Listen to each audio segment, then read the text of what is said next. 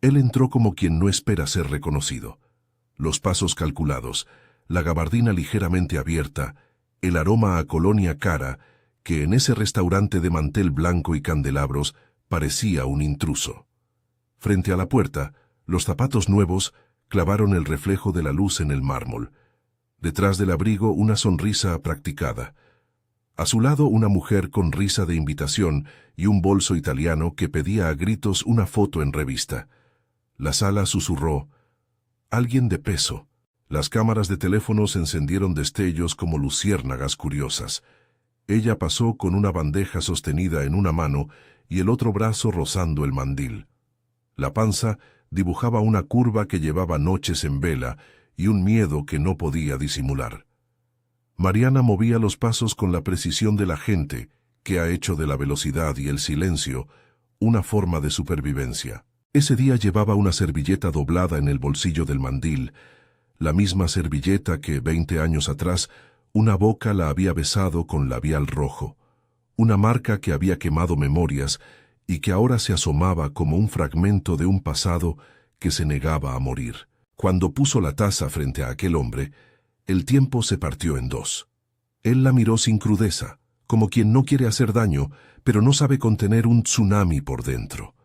La luz cayó sobre el borde de la taza, el vapor subió en una espiral, y en ese remolino él vio algo que lo detuvo. Una línea fácil de sus ojos se detuvo en la servilleta, asomando del mandil, en el perfil del rostro, en la manera en que la mano sujetaba la taza. En el instante en que ella se inclinó para retirar la cucharita, sus manos rozaron. Fue un clic sordo, como el chasquido de una llave que abre una caja antigua. Ella supo, sin que nadie dijera una palabra, que ese hombre reconoció lo que ella era. No solo una mesera con hambre de terminar el turno, sino la descuidada consecuencia de una promesa rota de hace 2 décadas. Su respiración cortó en secreto. Sonrió por obligación y sirvió más café del que la exigencia del restaurante pedía. Él intentó sonreír de vuelta, pero la sonrisa no pudo anular la tormenta que emergía en sus ojos. La pareja junto a él conversaba de guerras de marcas y nuevas sucursales. Nadie notó que en ese breve intercambio algo enorme se encontró. Tartamudeó y no supo cómo volver a su casa. Imagina por un momento. Dentro de una olla vieja, el caldo tarda en contar la verdad, pero la cocina nunca miente. En la sala, la conversación sigue. En la cocina, la memoria se organiza como un mapa de rescates. Un parpadeo más tarde, Mariana ya no es solo la que limpia mesas. Es la heredera no reconocida de nombres que guardan recibos, cartas y silencios. Y él, el hombre que construyó un imperio con manos prestadas, comprende que la casualidad ha salido a sentarse a su mesa. Si esta historia te atrae, suscríbete para no perder las verdades que salen a la luz cuando menos te lo esperas. Antes de que la voz del maître volviera a la normalidad, el pasado comenzó a contarse con otra voz, la del recuerdo, seca y precisa, que no perdona ni olvida. 20 años atrás, en una tarde de lluvia que olía a aceite de cocina y tabaco barato, don Aurelio Vega Santillán había cerrado la puerta de su modesta fonda con una promesa en la mano. La promesa tenía nombre y apellido: Rodrigo Alvarado. Rodrigo había llegado con zapatos de brillo y un proyecto que olía a expansión. Habló de franquicias, de mesas que pagarían una vida, de un nombre que crecería más allá del barrio. Aurelio, que sabía más de cuchillos que de balances, creyó en esa voz. Prestó lo que pudo, una suma que para él era todo, y dejó en manos de Rodrigo el destino de su receta y su sueño. En las esquinas de la memoria se dibujan 2 manos, la de Aurelio endurecida por el fuego de la cocina y la de una mujer que amarraba al bebé con ternura. Mariana nació en una madrugada con un llanto breve y un futuro incierto. Había en su cuna un olor a masa y un silencio largo por falta de palabra. Rodrigo apareció en esa vida con promesas en el bolsillo y un rumor de vértigo en la mirada. Prometió que mantendría todo en pie, que la receta de Aurelio iba a dar vuelta por la ciudad con mesas llenas y que ninguno perdería la honra. Pero la ambición tiene sus propios planes. Una noche, con los bolsillos ya llenos de contratos y nombres, Rodrigo se fue. No hubo adiós, solo una puerta que se cerró. Detrás quedó un sobre vacío y un teléfono que nunca iba a sonar con la misma voz. La traición tuvo dos caras, la que rompió un corazón y la que ahogó una fortuna. Rodrigo no solo esquivó un asiento en la mesa del afecto, también borró firmas, cambió registros y tejió un entramado legal que, poco a poco, comenzó a llevarse las sucursales que Aurelio había soñado.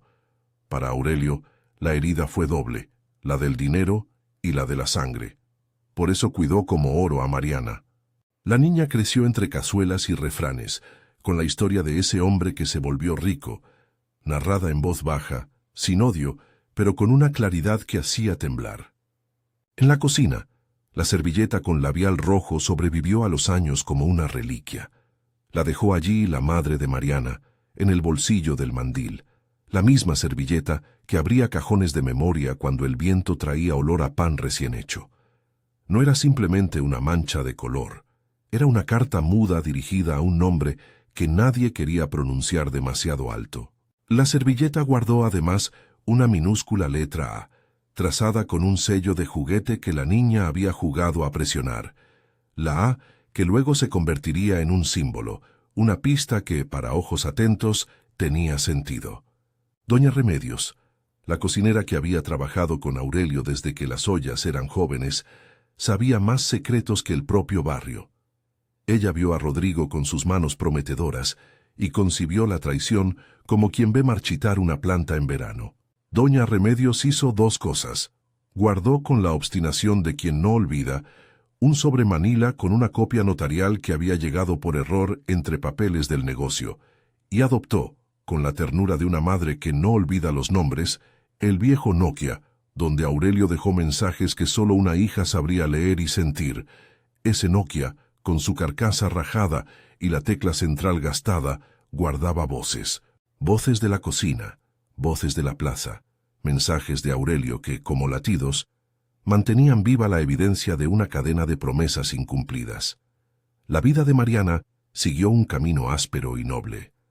El barrio le enseñó a coser oportunidades con hilo fino. A los 15, trabajó lavando platos. A los 18 tomó el mando de una plancha de tortillas en un puesto ambulante.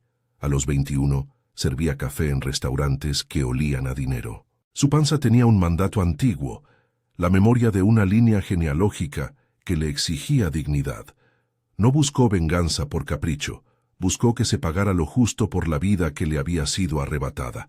No se entendía, sin embargo, cómo el mismo hombre que había dejado un agujero en su familia ahora caminaba por la ciudad con la cara dura del éxito. Don Chucho apareció como siempre, con una risa que no correspondía a la gravedad del mundo. Era el tipo que vendía tortillas por las mañanas y tenía una opinión para todo. Tenía la costumbre de sentarse en la vereda con un cigarrillo imaginario y narrar con gracia los desastres ajenos.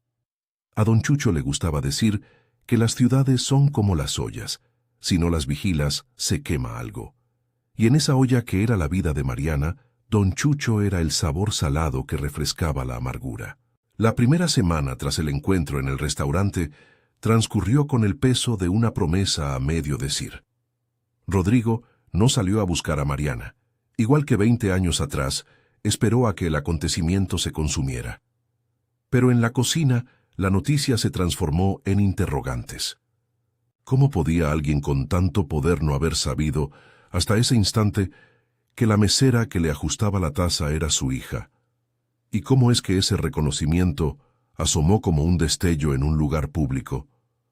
Lo cierto es que la memoria no se arrastra por las alfombras, se desliza a través de servilletas, fotos y cajas con cerradura. Esa misma noche, después de quitar platos y escuchar a los últimos clientes decir que la comida había estado excelente, Mariana volvió a casa en un microbús que chillaba en las curvas. La ciudad le ofrecía luces que no eran para ella. En su bolsa llevaba el Nokia de doña Remedios envuelto en una servilleta para que la humedad no lo tomara. Llevaba también el olor a café que no podía quitarse de la ropa.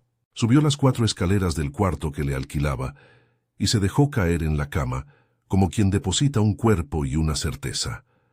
Había que hacer algo que no fuese llorar. Abrió el teléfono como quien abre un baúl pequeño. Había mensajes de voz que Aurelio había dejado antes de morir. consejos, nombres de deudas, indicaciones sobre a quién confiar la receta si alguna vez él faltaba.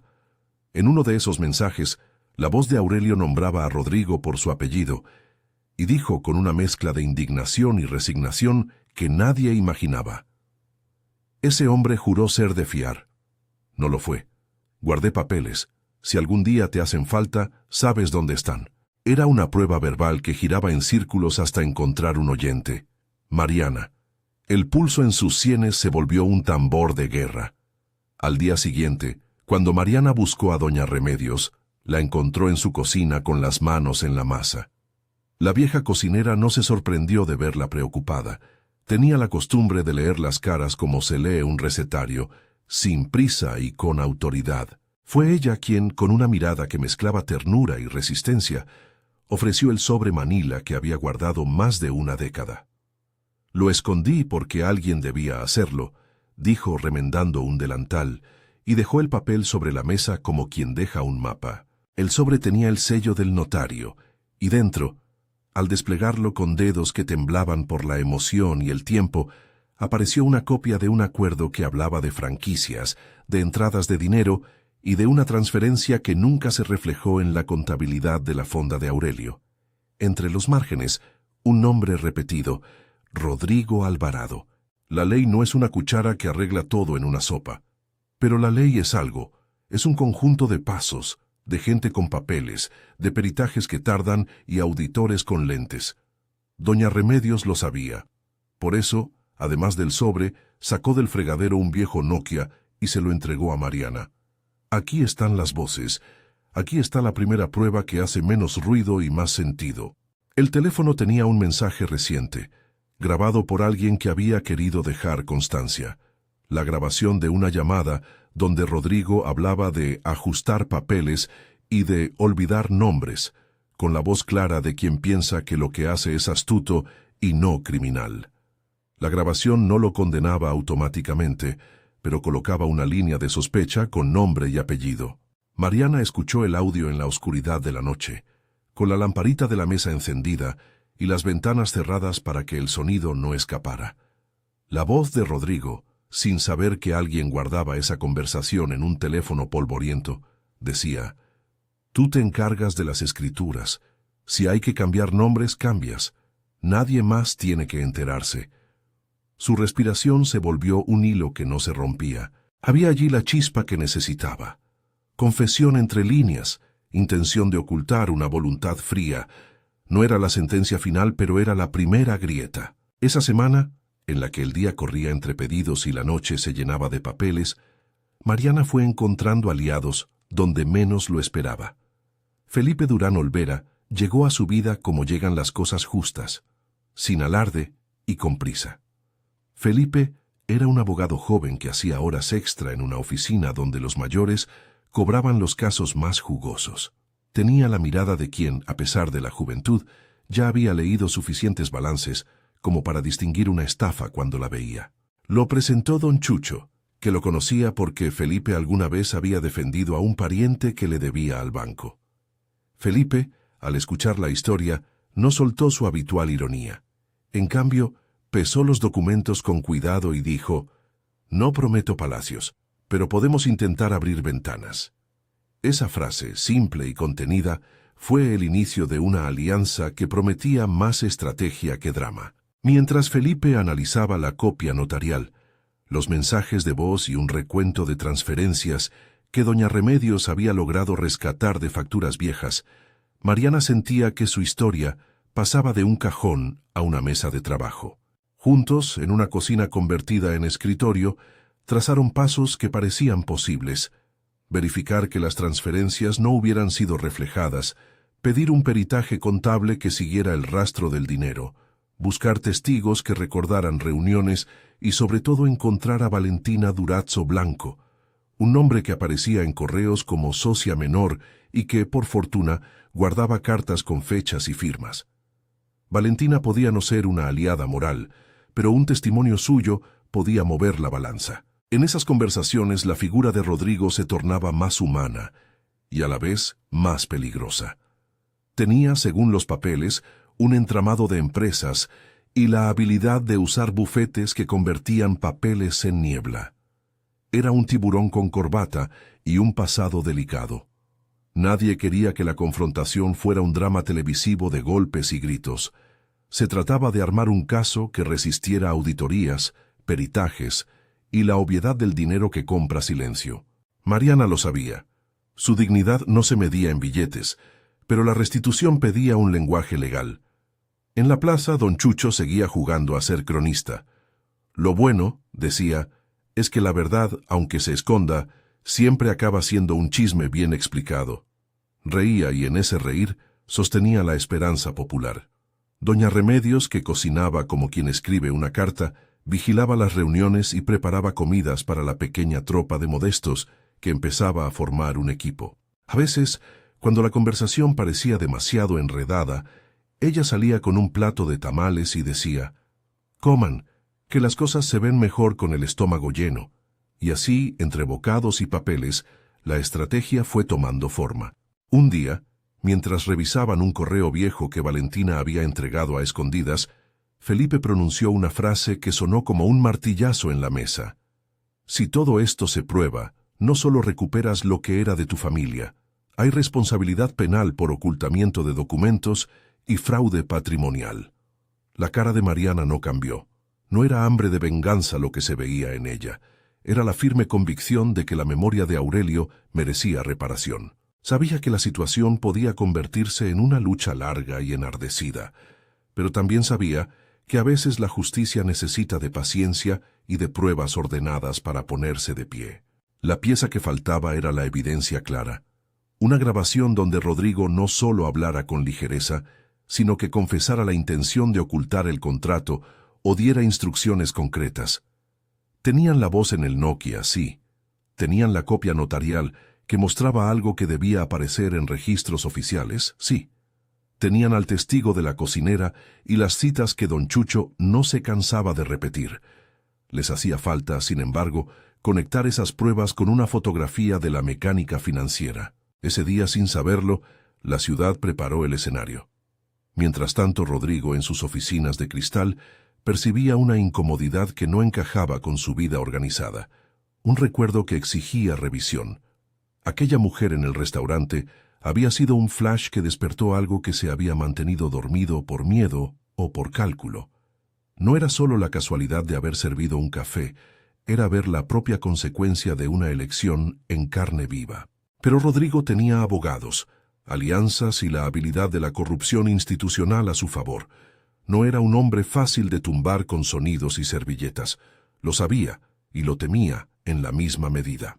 En la noche en que decidieron mover ficha, Mariana caminó por el barrio con el Nokia en la mano y la servilleta dentro del bolsillo. La ciudad parecía más grande y a la vez más suya. Se sentó en un banco donde las luces olían a gasolina y esperó que el silencio trajera algo semejante a la respuesta. Fue allí donde don Chucho, con su tarifa de siempre, la encontró y le dijo: «Pon los discos a girar, muchacha. Cuando la gente comience a ver lo obvio, los ricos sudan». Ella sonrió con una mezcla de cansancio y determinación. El reloj marcaba un punto de inflexión. Ya no era cuestión de recordar solo para sanar. Era cuestión de recordar para que otro no pudiera pisotear la dignidad. Felipe y doña Remedios tomaban notas y, como en un ritual antiguo, enumeraban testigos, fechas, transferencias, nombres de notarios. Cada elemento era una pieza de un rompecabezas que tenían que armar sin apuro pero con firmeza. Se planeó enviar una carta formal a un despacho de auditoría, solicitar copias de registro público y pedir un avalúo patrimonial. Nadie pretendía que un restaurante devuelto devolviera la vida perdida, pero sí que se restituya la memoria con justicia. Cuando regresó a su cuarto esa noche, Mariana dejó el Nokia sobre la mesa y miró la servilleta con el labial rojo, como quien mira una medalla que nunca pidió. Pensó en Aurelio y en la ternura con que le tejió cuentos hasta que aprendió a caminar entre los fogones. Pensó en su hijo que venía pronto al mundo y en la idea de dejarle un nombre sin manchas. Cerró los ojos y por primera vez desde que supo que el hombre de la gabardina había sido quien la trajo a la vida, imaginó no solo la pelea, sino la reconstrucción. Mesas llenas con su receta, una placa con el nombre de su abuelo y una cocina abierta que contara la verdad con olor a harina recién horneada. No obstante, algo permanecía sin resolverse. La audacia de Rodrigo, la red de abogados, la posibilidad de que los papeles pudieran desaparecer. La ciudad, que ve y calla, sabe proteger a quienes pagan bien. Era inevitable pensar que el enfrentamiento tendría que ser público, devastador y controlado. Tendrían que esperar el momento exacto para sacar las cartas, y ese momento debía ser claro, con testigos y con una cámara que no pudiera comprar la imagen de la verdad. En la última cuesta de esa noche, cuando el barrio dormía en versiones cortas y la cocina de Doña Remedios desprendía el humeante olor de un guiso que parecía prometer tregua, Mariana decidió que no volvería a usar la servilleta como amuleto. La usaría como bandera. Tomó el Nokia, revisó de nuevo los mensajes y marcó el número de Felipe en un acto que parecía más íntimo que estratégico. Necesitaba oír una voz que dijera cómo transformar ese ruido en juicio. Felipe contestó con rapidez, sin formalidades. Su respuesta fue un susurro profesional que se encendió con un plan. Vamos a necesitar peritaje de audio, un contable que pueda seguir transferencias offshore y a Valentina firme como testigo. Si conseguimos eso, en la próxima inauguración que él haga lo exponemos. Lo hacemos donde nadie pueda decir que fue solo una pelea de barrio. La propuesta encapsulaba todo: la obediencia a la ley, la exposición pública como forma de verdad y la necesidad de hacerlo en un escenario donde el espectáculo se volviera documento. Mariana colgó y en el silencio que quedó tras la llamada, escuchó más fuerte que nunca el latido de su propio nombre. Era un latido antiguo, de herencia y de hambre por reparar lo que había sido violento. La servilleta, el Nokia, el sobre Manila y la voz de Aurelio conformaban un coro que pedía justicia. Era, además, una promesa a su hijo aún no nacido. No heredaría la vergüenza de un olvido, sino la dignidad de una verdad que se contó hasta hacerle lugar. Regresó a la cocina de Doña Remedios al día siguiente, con una lista de tareas y una calma que no estaba hecha de ingenuidad. La ciudad siguió su marcha, y en un edificio de cristal, Rodrigo recibió la noticia de que alguien andaba revisando los cimientos de su imperio. Su gesto fue de molestia fría. No pegó gritos, no mandó a nadie. Esparció en lugar de ello órdenes precisas: revisar contratos, contactar a abogados y preparar una inauguración que brillara tanto como cualquier aplauso capaz de ahogar murmullos. Sin embargo, no contaba con una olla que guarda memoria. Eso no se compra en tiendas de lujo. La tensión empezó a subir como el hervor de una olla en la que alguien sube el fuego sin mirar atrás. Lo que aún no se sabía con certeza era cómo reaccionaría Rodrigo al momento en que la verdad se mostrara en público y si, en ese tropiezo, la ciudad le permitiría seguir siendo el mismo. Mientras tanto, en la cocina y en la oficina improvisada que constituían la estrategia, nadie se permitía creer en victorias rápidas. Se preparaba la paciencia y se afilaban las pruebas. Y así, cuando el sol calcó su primer día sobre tejados y anuncios, la historia había dejado de ser solo un encuentro en un restaurante. Era ya un plan con nombre: recuperar lo que fue arrebatado, nombrar la verdad y que la servilleta con labial dejara de ser un pedazo de tela para convertirse en testigo. La batalla comenzaba a delinearse. En algún punto, la ciudad tendría que decidir de qué lado se coloca la memoria: del que compra el silencio o del que lo rompe con voces viejas y papeles manchados de historia. La mesa estaba puesta. Lo que faltaba era elegir la fecha para llamar a la gente y dejar que el mundo viera lo que la cocina y los documentos siempre supieron. Eligieron la fecha como quien elige una receta precisa. No por capricho, sino por la certeza de que en ese día habría ojos suficientes como para que ningún poder pudiera comprar silencio. Sería la inauguración de la nueva sucursal que Rodrigo iba a abrir en la colonia Roma. Una noche pensada para brillar ante accionistas, políticos y periodistas. Si había un escenario donde su imperio presumía invulnerabilidad, ahí debían desplegar la evidencia. No habría trampa posible si la verdad se mostraba con testigos, peritajes y una cámara que no se alquila con cheques. Los días previos fueron un taller de paciencia y nervio. Felipe pasó más noches en la cocina de doña Remedios que en su oficina.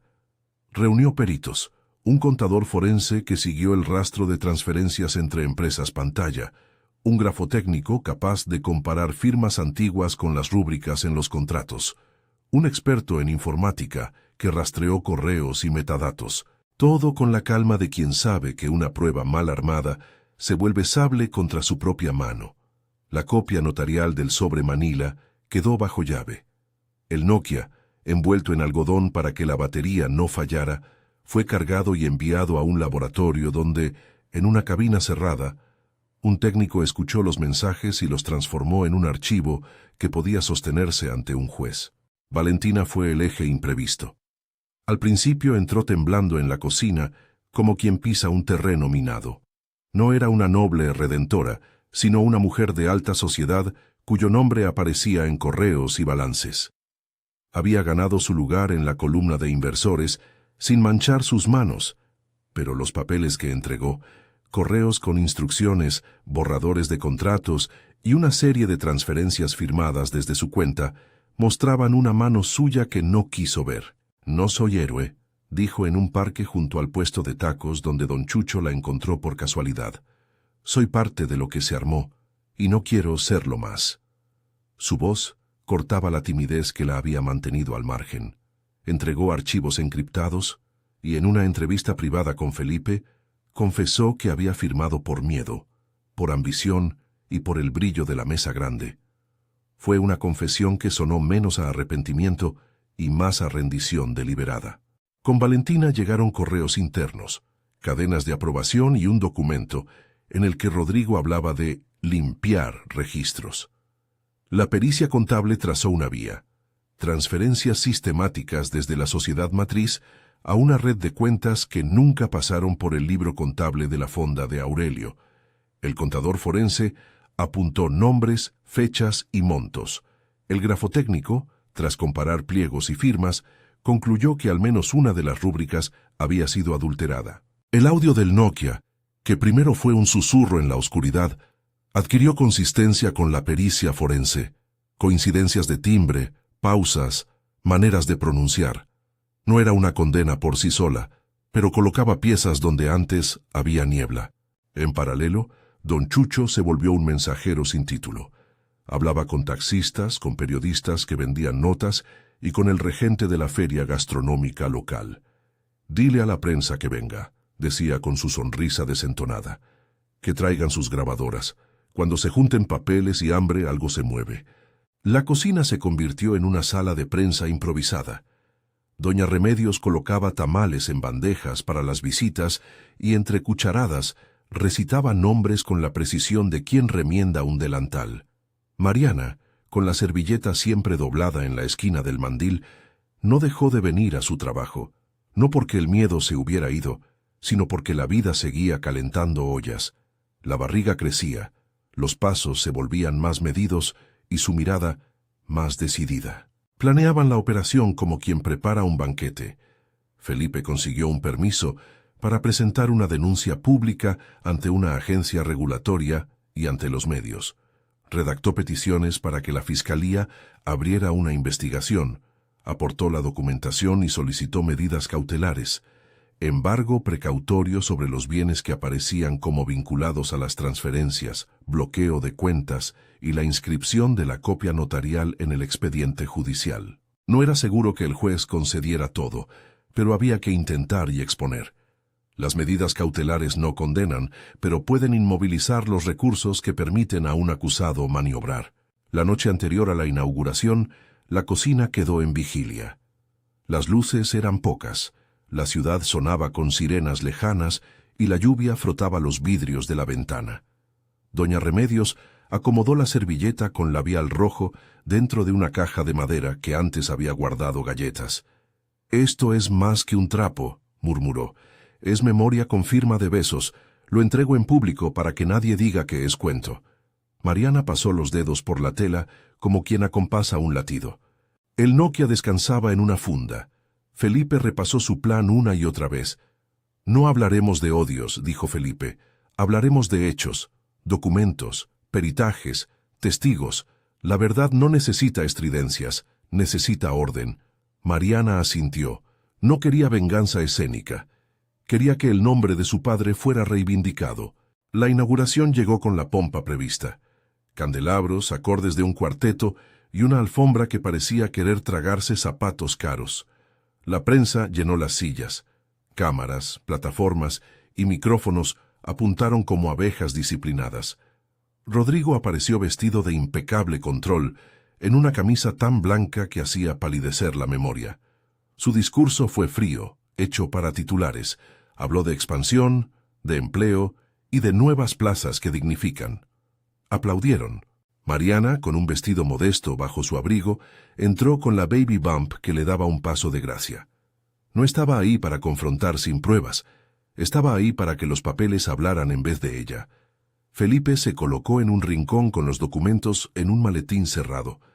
Valentina, sentada entre los invitados, mantenía la mirada baja hasta que la abrieron. El plan tenía un instante que lo sostendría: la entrada de prensa, la lectura pública de la denuncia y la entrega formal de la copia notarial y del soporte digital con el audio. Felipe pidió la palabra con la calma de quien abre una olla a fuego lento. «Buenas noches», dijo. «No estoy aquí para interrumpir una fiesta. Estoy aquí para pedir que esta sala sea testigo de una presentación formal, una denuncia por presunta apropiación indebida de bienes, falsificación de documentos y ocultamiento de información». Un murmullo. Algunas cámaras se acercaron. Rodrigo sonrió, adecuadamente sorprendido, como quien descubre que le colocaron un espejo donde creía no haberlo. Felipe abrió el maletín y, sin alaracas, proyectó un extracto del peritaje contable en una pantalla. Aparecieron líneas, fechas, renglones con transferencias a sociedades que no registraban ingresos en la fonda de Aurelio. Entre las cifras, nombres que en una pantalla solo eran signos, pero que en un juicio podían ser flechas. Valentina se levantó y entregó una carpeta a Felipe. «Estos son correos», dijo, con la voz quebrada por la responsabilidad y no por el teatro. «Hay instrucciones y aprobaciones. Me tocó firmar y ahora me toca decir la verdad». La prensa apuntó. Los periodistas tomaron la carpeta como quien recibe una nota valiosa. Doña Remedios, con la servilleta dentro del sobre manila que había traído, caminó hacia el escenario con pasos que resonaron más que los tacones. Entregó el sobre al representante de un noticiero, y en su rostro no había soberbia, solo la templanza de quien hizo lo necesario para que un pasado no se perdiera. Al abrir el sobre, la copia notarial quedó expuesta. Había sellos, firmas y fechas. Era un documento que contradecía lo que figuraba en los registros públicos. El Nokia fue llevado a la mesa de credenciales. Felipe pidió que se reprodujera el fragmento que mencionaba la intención de meter papeles y olvidar nombres. Sonó la voz, primero como un temblor y luego como un disparo contenido.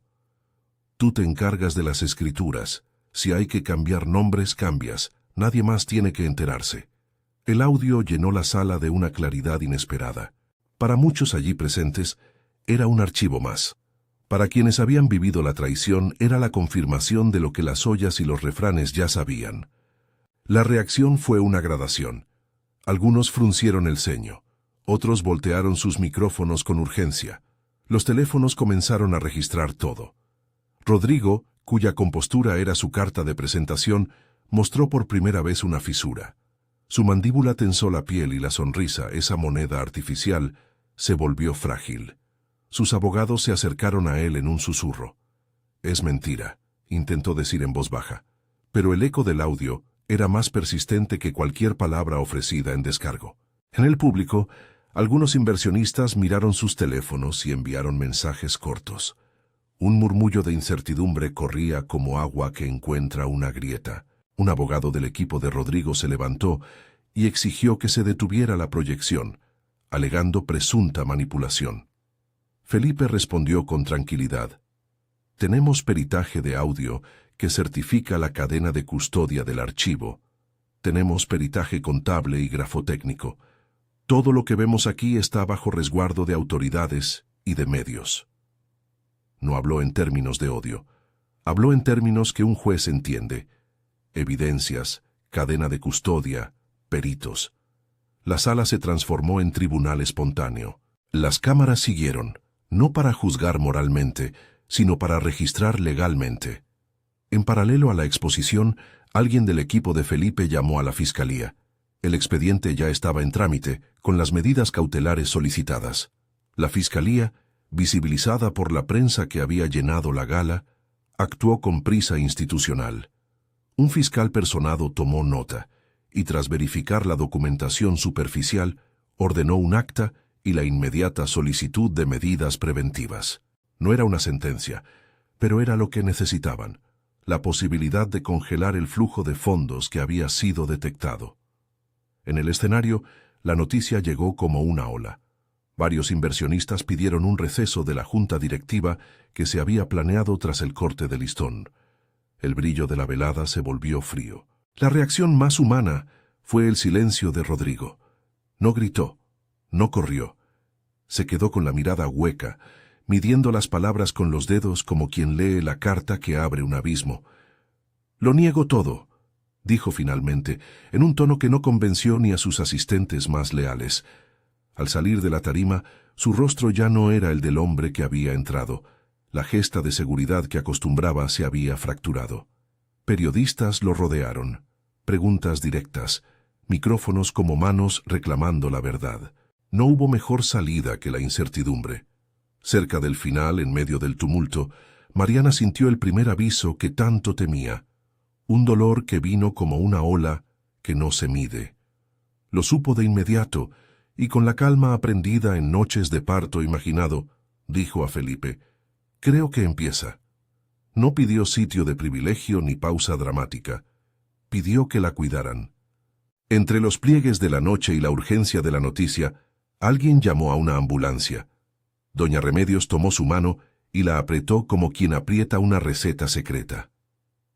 «Nos vemos en la mesa del mundo», le susurró, y Mariana se dejó ir con la sensación de que, justo en ese instante, algo mayor que la justicia personal también amanecía. La ambulancia llegó bajo un coro de flashes. La prensa, consciente de la noticia humana, dejó que pasaran.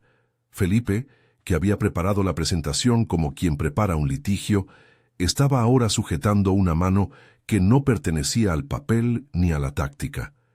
En el hospital, Mariana fue asistida con la misma dignidad con la que había sostenido la lucha, sin teatralidad, con una serenidad que venía del fondo de su estómago y del aire que había aprendido a respirar en la cocina. El parto fue una escena breve y profunda, contracciones que llegaban como tambores, el llanto que se convierte en motivo y, finalmente, un pequeño grito que no necesita traducción. Nació un niño, Aurelio. Doña Remedios lloró con la exactitud de quien sabe que el mundo vuelve a estrenarse con nombres bien puestos. En el pasillo, Felipe recibió llamadas. La fiscalía había obtenido medidas precautorias. En pocas horas, un juez ordenó el congelamiento de algunas cuentas vinculadas y la inscripción de la denuncia en el sistema penal. No era la sentencia, pero era un primer paso. Las semanas siguientes fueron un tiempo de trámite y de trabajo paciente. Las medidas cautelares permitieron a los peritos revisar movimientos, a los auditores abrir cajas fuertes digitales y a los investigadores agentear actas en oficinas donde Rodrigo había creído que el poder lo libraría de la lluvia. La evidencia no era un martillo que cae de la nada. Era una construcción que tuvo que resistir la estrategia de defensa y la terquedad de quienes nunca quisieron ser descubiertos. Rodrigo contrató bufetes, trató de anular peritajes, de imprimir contrainformes. Hizo todo lo que la ley le permite: apelar, dilatar, pagar para ganar tiempo. Pero la acumulación de pruebas era sólida. Las pericias contables demostraban transferencias irrefutables. El grafotécnico certificó alteraciones y las declaraciones de Valentina y de testigos claves, sumadas al soporte del Nokia, crearon un tejido humano que la defensa no pudo romper con alegatos formales. La prensa montó un seguimiento que iba de la curiosidad al escrutinio público.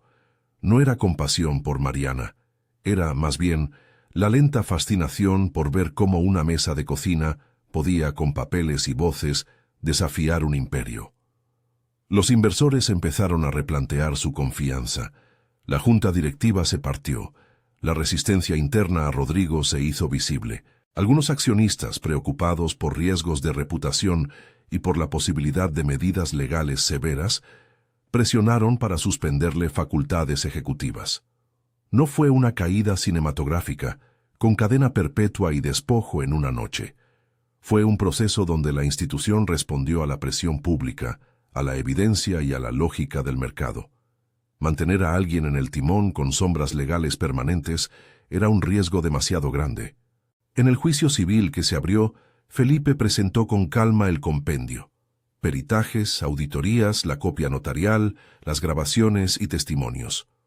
Los retratos de la vida de Aurelio, fotos amarillentas, la servilleta, el Nokia, no eran solo adornos, eran pruebas de existencia y de deseo de reparación. Los peritos explicaron la manipulación documental, los contadores desnudaron la trazabilidad de fondos y la fiscalía, viendo indicios de delito, abrió una investigación penal paralela. Hubo interrogatorios, comparecencias y la típica espera que acompaña a la ley. Meses de audiencias, presentaciones y acuerdos técnicos. Pero en cada paso, la comunidad del barrio estuvo presente, apoyando, a veces con comidas llevadas para la sala de espera, otras con la voz de don Chucho, que no dejaba de bancar el ánimo con chistes y comentarios certeros. La sentencia civil no fue un acto de magia, fue el resultado de una negociación con la presión pública y de la claridad de las pruebas. Se reconoció la existencia de contratos y de transferencias que habían privado a la familia de la titularidad real de ciertos negocios.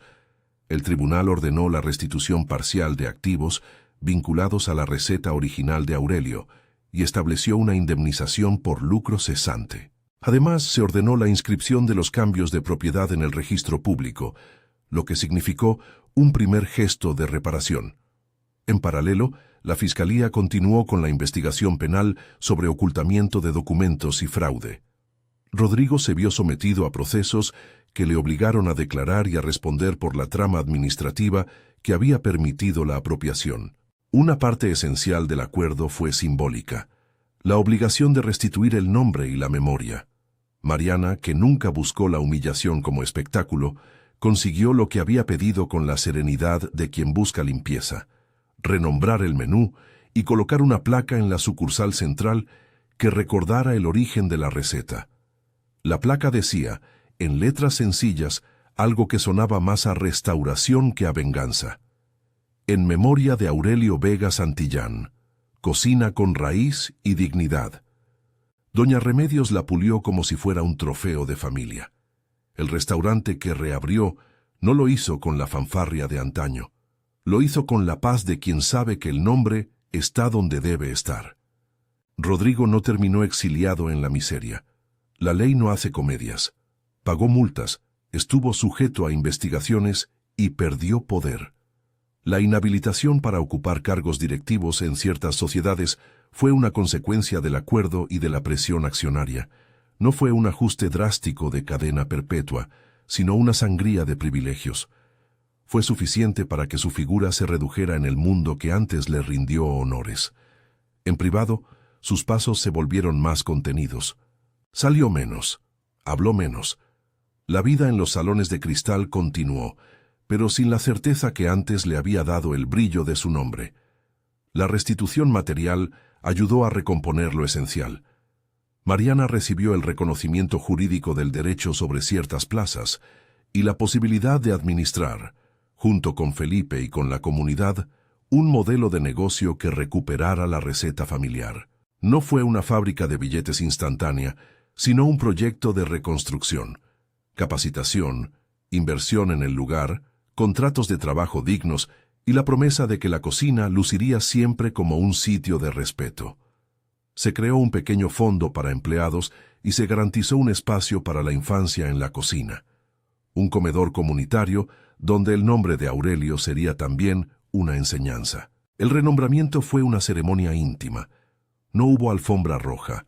Hubo una mesa larga donde cabían manos curtidas de calor de estufa y manos blancas que había aprendido a firmar con timidez.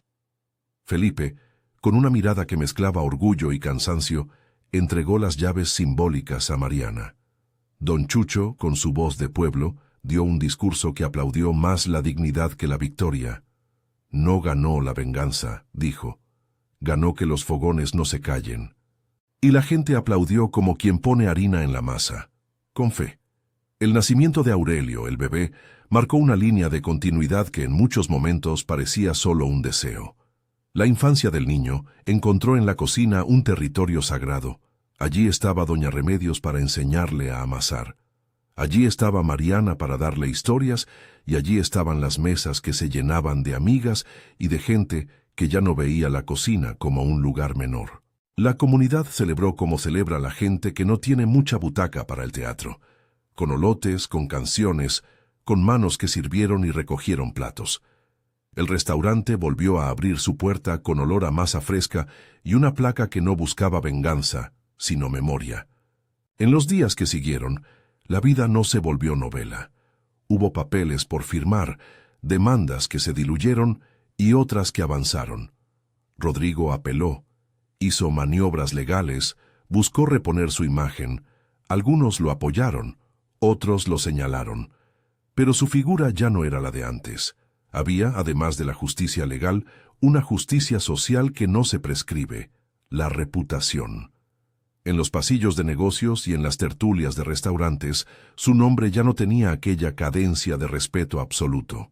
En un atardecer de domingo, Mariana cerró la puerta de la cocina y se apoyó en la mesa donde su padre solía dejar la servilleta con labial. En la pared, la placa brillaba con modestia. En la caja, el Nokia viejo hacía tiempo que había sido pasado a un archivo digital, pero su presencia seguía allí como testigo. El bebé jugaba con una cucharita y don Chucho, con una sonrisa que no admite derrotas, contaba una anécdota que hacía reír a todos. Felipe se sentó con la taza de café, ya sin la urgencia de antes. Valentina vino a menudo, no por expiación teatral, sino por convicción. Había encontrado su lugar entre la gente que ahora reconstruía. La ciudad aprendió otra cosa, que la memoria no se compra, que un sobre Manila, una servilleta con labial y la voz de un teléfono viejo pueden ser más que nostalgia, pueden ser la cadena que une el reclamo de verdad, y que las cocinas, con su olor a vida, guardan historias que la ciudad necesita para no perder el sabor de lo legítimo. El último día del relato público, frente a una mesa que olía a pan y a café, Mariana puso una placa pequeña en la pared de la cocina que decía, con la misma sencillez que la anterior, para los que mantienen la receta y el nombre. Lo hizo con las manos temblorosas de quien no pide nada más que ser honesta con su historia. Don Chucho aplaudió primero. Felipe sonrió con esa mezcla de triunfo y cansancio que tienen los que pelean y ganan a pulso. Doña Remedios limpió su delantal y dijo, «Así me gusta, que la memoria tenga lugar en la mesa». La vida siguió su curso con heridas y reparaciones. Rodrigo siguió siendo parte de los libros de la ciudad como ejemplo de que el dinero no borra todo. Mariana siguió cocinando, y en el menú apareció un platillo con el nombre de su padre. Aurelio, el niño, creció entre cazuelas y papeles.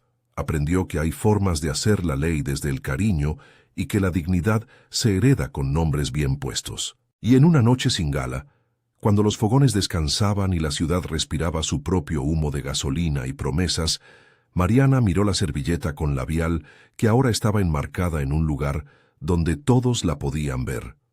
No era un trofeo. Era un recordatorio de que las cosas pequeñas, bien cuidadas, hacen justicia, y que la verdad, como el pan, necesita tiempo para crecer. Si esta historia te tocó, compártela con alguien que crea que la dignidad no tiene precio, y vuelve mañana para escuchar otra historia donde la memoria encuentre su lugar.